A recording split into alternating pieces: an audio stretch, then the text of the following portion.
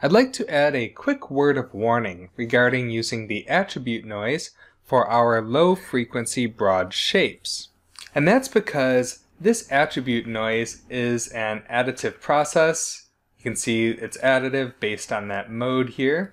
And because it's adding noise to the point positions, it can distort and suck in the sides of that cutter mesh.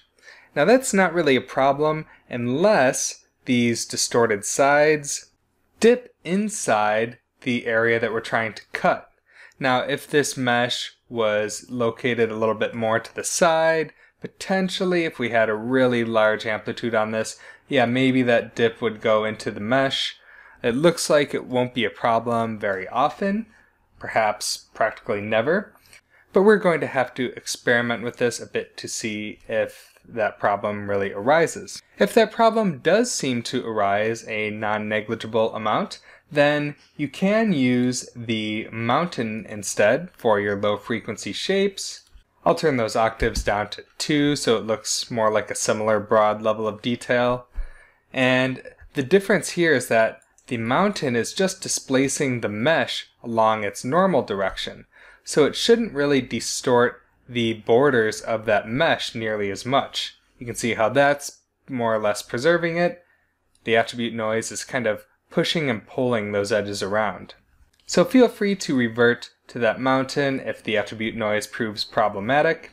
As I mentioned before, it takes a little bit more work to set up the offsets on the mountain SOP, but if you'd like, you can also use an alternative setup in VOPs. So if you drop in a point VOP, we have this displace along normal node, which will do something pretty similar to what the mountain SOP is doing. You can see here it's preserving the edges of our mesh pretty well because it's just, pushing these points along their normal direction.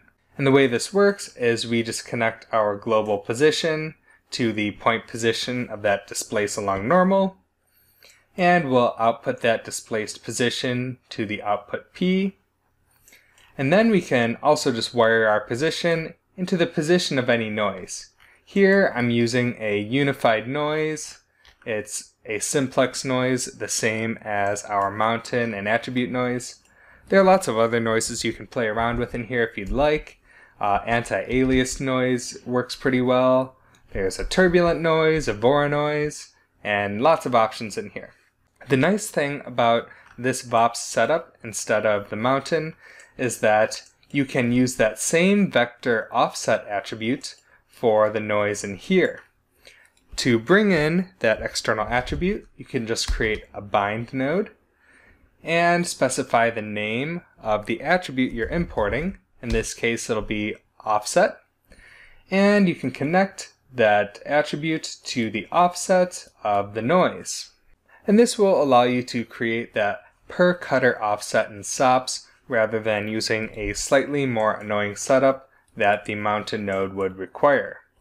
And the fact that we have so many different ways to solve a problem in Houdini is one of the things that makes it so powerful and the reason why we all love it so much, and you'll find yourself refining your workflows as you develop them over time.